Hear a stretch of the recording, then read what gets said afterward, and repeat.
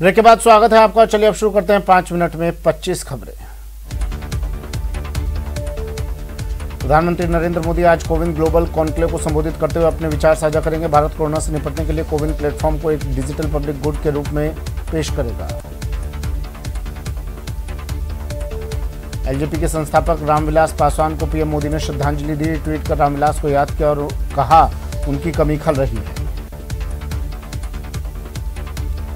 विदेश मंत्री एस जयशंकर इस हफ्ते रूस की यात्रा पर जाएंगे। जयशंकर का ये दौरा 8 जुलाई से शुरू हो सकता है। संघ प्रमुख मोहन भागवत ने मुस्लिम राष्ट्रीय मंच के कार्यक्रम में लिंचिंग को लेकर बड़ा बयान दिया है। भागवत ने कहा मुसलमानों का विरोध करने वाले हिंदू नहीं है। जो लोग लिंचिंग कर रहे हैं उनके खिलाफ सख्त कार्रवाई होनी चाहिए। RJD chief Lalu Prasad Yadav party के 25 साल पूरे होने पर आज वीडियो कॉन्फ्रेंसिंग के जरिए कार्यकर्ताओं को संबोधित करेंगे। संयुक्त किसान मोर्चा ने मानसून सत्र के दौरान संसद के बाहर तीनों कृषि कानूनों का विरोध करने का ऐलान किया है।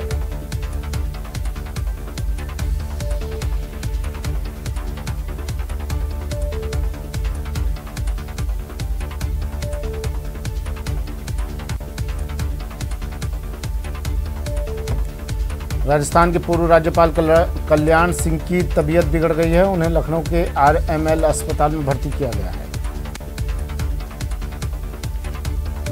सीएम गहलोत ने जनहित से जुड़े 3 बड़े फैसले लिए हैं। सीएम ने इंदिरा महिला शक्ति केंद्रों के लिए बजट को मंजूरी दे दी है। 6 करोड़ 67 लाख के बजट को मंजूरी दी गई है। आज से प्रदेश की अदालतों में नियमित सुनवाई होगी। करीब 81 दिन बाद वकील फिजिकल पैरवी कर सकेंगे। लॉकडाउन और समर वैकेशन को लेकर वीसी से सुनवाई हो रही थी। यूपी में कोरोना के कम होते मामलों के बीच लोगों को और राहत देने का ऐलान। आज से मल्टीप्लेक्स, सिनेमाघर, जिम और स्टेडियम खोलने की मिली इजाजत। दिल्ली में भी बिना दर्शकों के खोल सकेंगे स्टेडियम और स्पोर्ट्स कॉम्प्लेक्स। यूपी में गाजियाबाद के लोनी में बुजुर्ग पिटाई मामले में 11 आरोपियों के खिलाफ चार्जशीट दाखिल की गई है। 2 आरोपियों पर गैंगस्टर एक्ट के तहत कार्रवाई की गई है।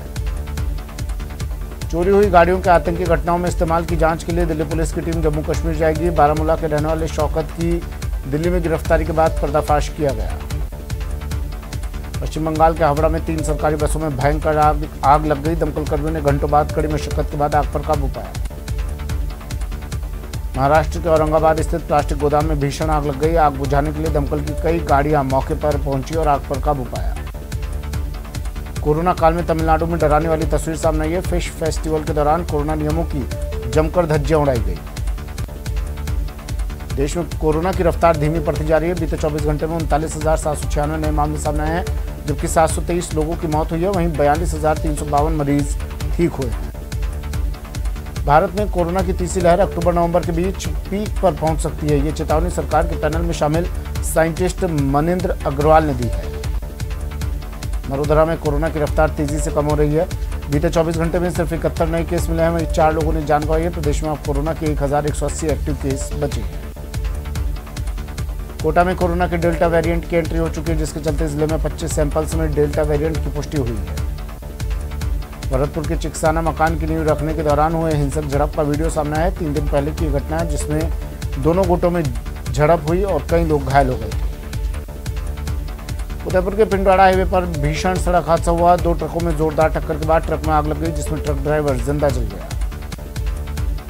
नागौर में दर्दनाक सड़क हादसा हुआ। यहाँ एक ट्रेलर ने बाइक को बुरी तरह से रौंद दिया, जिससे बाइक सवार महिला और मासूम बच्चे की मौत हो गई।